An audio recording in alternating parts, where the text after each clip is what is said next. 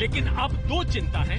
पहली चिंता है बढ़ते मरीजों के साथ ऑक्सीजन की मांग बढ़ना और दूसरा ऑक्सीजन के उत्पादन और सप्लाई में बड़ा फर्क होना। मध्य प्रदेश के राजगढ़ में प्रशासन अलग अलग दुकानों पर जाकर सिलेंडर इकट्ठा कर रहा है ताकि ऑक्सीजन की सप्लाई अस्पतालों में बिना किसी बाधा के हो सके, क्योंकि मध्य प्रदेश में अपनी जरूरत के लिए कोई मेडिकल ऑक्सीजन प्लांट नहीं है। वो दूसरे राज्यों से ऑक्सीजन सप्लाई पर निर्भर है, क्योंकि 1 घंटा भी लेट होती है तो शासन मेरी कमने लगती। ऐसी ही समस्या से बिहार भी जूझ रहा है, जहां राजधानी पटना के हाईटेक अस्पताल में ऑक्सीजन खत्म होने पर करीब 40 मरीजों को अस्पताल से जाने के लिए कह दिया गया। दावा है कि अकेले पटना में ऑक्सीजन की डिमांड 7 गुना तक बढ़ गई है। एक प्राइवेट अस्पताल के हाल से पूरी हालत समझिए। पटना के जगदीश मेमोरियल हॉस्पिटल में ऑक्सीजन सप्लाई यूनिट में कुछ सिलेंडर बचे। यहाँ 30 मरीज ऑक्सीजन पर हैं। एक साथ जिनके लिए 6 सिलेंडर लगाए जाते हैं। ये सिलेंडर 2 घंटे चलते हैं। आज तक संवाददाता जब यहाँ पहुंचे तो दावा हुआ कि 3 घंटे की ही ऑक्सीजन बची है। ऑक्सीजन की कमी होने से तो काफी दिक्कत हुई होगी, खासतौर पर जो कोविड के मरीज। हाँ, दिक्कत तो है। अभी करीब 3-4 दिनों से जब केसेस बढ़ रहे हैं तो ऑक्सीजन की डिमांड भी बढ़ रही है और तो दिक्कत सप्लाई में हो रही है। कैसे काम चला रहे हैं? अभी तो काफी प्रेशर हम लोग पे भी है और हम लोग वहाँ प्रेशर दे के कहीं से भी अगर कुछ तो ऐसे समय आ गए कि हमें कहीं बाहर से भी दूसरे हॉस्पिटल से जो कि नॉन कोविड है उनसे मंगा के हमें काम चलाना पड़ा। सिर्फ अस्पतालों में ही ऑक्सीजन की सप्लाई की जरूरत नहीं पड़ती, बल्कि कई लोग जो अस्पताल में बेड नहीं पाते हैं वो मरीजों को घर में ही ऑक्सीजन देते हैं, जैसे झारखंड की राजधानी रांची में।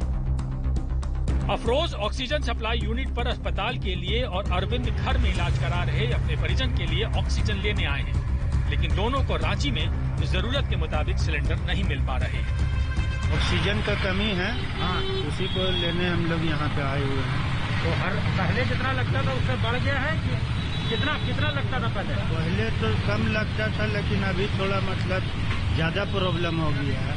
कितना चाहिए था आपको? 2 चाहिए था, लेकिन एक ही मिल रहा है। इसी कारण प्रधानमंत्री ने खुद अभी ऑक्सीजन की कितनी जरूरत है, ऑक्सीजन कितनी है और आगे कितनी जरूरत पड़ेगी, इस पर बड़ी समीक्षा की है, जिसमें प्रधानमंत्री को भरोसा देते हुए सभी विभागों ने कहा है कि 12 सबसे ज्यादा मरीजों वाले राज्यों में 20 अप्रैल को 4,880 मीट्रिक टन ऑक्सीजन, 25 अप्रैल को 5,619 मीट्रिक टन ऑक्सीजन और 30 अप्रैल को 6,593 मीट्रिक टन ऑक्सीजन की जरूरतों का अनुमान है, जिसे पूरा किया जाएगा। प्रधानमंत्री को तो भरोसा अलग अलग विभागों ने दे दिया है, लेकिन जरूरत है कि ऑक्सीजन की सप्लाई बिना किसी रुकावट हर अस्पताल और मरीज तक पहुंच भी जाए। किसी मरीज के परिजन को ऑक्सीजन के लिए दर दर भटकना ना पड़े। रांची से सत्यजीत कुमार, पटना से सुजीत कुमार झा के साथ रवीश पाल सिंह, भोपाल, आज तक।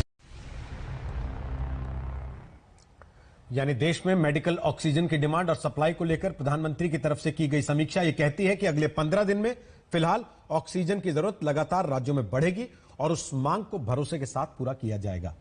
और क्या कदम उठाए जा रहे हैं ऑक्सीजन को लेकर, हमने इसकी जानकारी आपके लिए जुटाई है।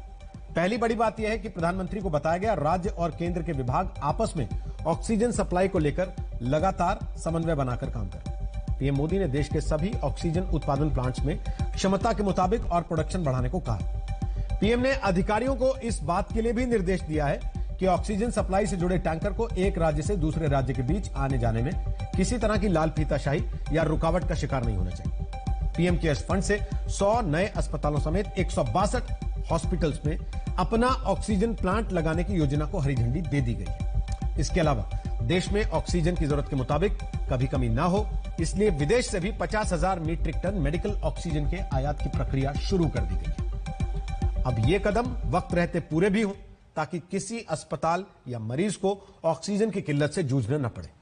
इसलिए दस्तक देती ये ग्राउंड रिपोर्ट्स हम करते रहेंगे ताकि जहां भी कमियां हो उन्हें दूर किया जा सके। आज कोरोना को लेकर सिर्फ प्रधानमंत्री ने मीटिंग नहीं की, उत्तर प्रदेश के मुख्यमंत्री योगी आदित्यनाथ ने भी कोरोना को फैलने से रोकने के निर्देश अपने अफसरों को दिए। दिल्ली के मुख्यमंत्री अरविंद केजरीवाल ने भी आज अपने सचिवालय में मीटिंग बुलाई, लेकिन सवाल यह है कि जब कोरोना बेकाबू हो गया तब इस तरह की मीटिंग से क्या हासिल होगा। हम आपको लखनऊ ले चलते हैं, जहां हमें इलाज के अभाव में लोग रोते बिलखते मिले।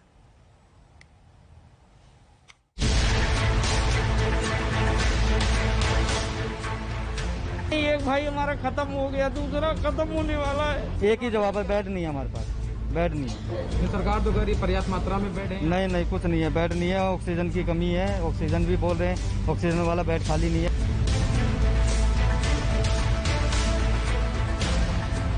उत्तर प्रदेश में इस वक्त क्या हो रहा है, जनता खुद को कितना लाचार, बेबस और कमजोर समझ रही है, वो आपको भानु प्रताप के दर्द से समझ में आ ही क्या होगा।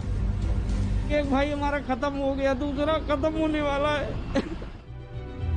नेताजी बीमार होते हैं तो पूरा अमला उनके इलाज में लग जाता है, दुनिया भर के इंतजाम हो जाते हैं, न दवा की कमी न इंजेक्शन की किल्लत, सब वक्त पर हो जाता है। लेकिन अगर आप जनता हैं, तो फिर आपकी सांसों की कोई अहमियत नहीं है। हमारे बड़े भाई परसों एक्सपायर कर गए। एक भाई बेड पर पड़ा हुआ है, कोई इलाज नहीं हो रहा है हमारे भाई को। मैं एपीसी कार्यालय में तैनात हूँ, कृषि उत्पादन आयुक्त के यहाँ।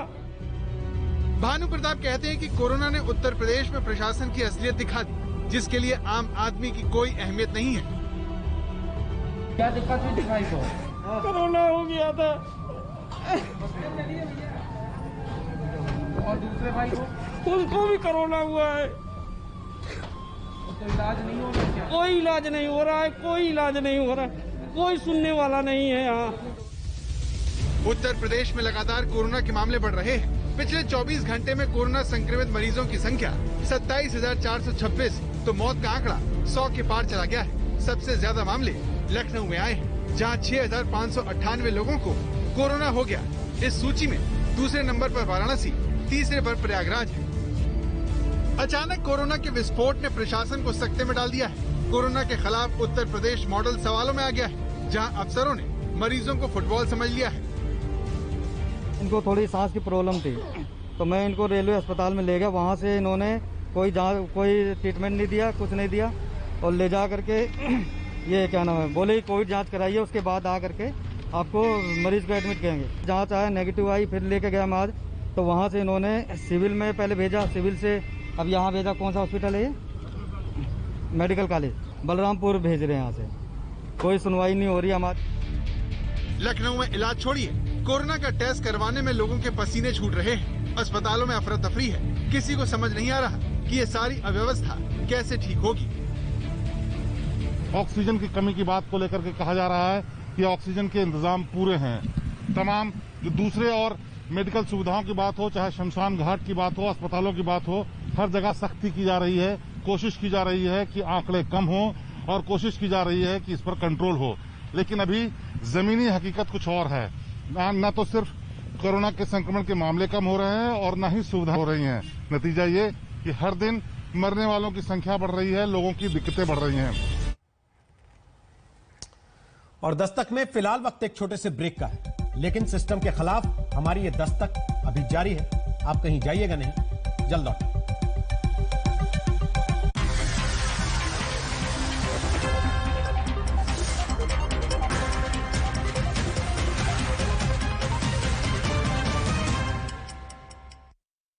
कहते एक से भले दो।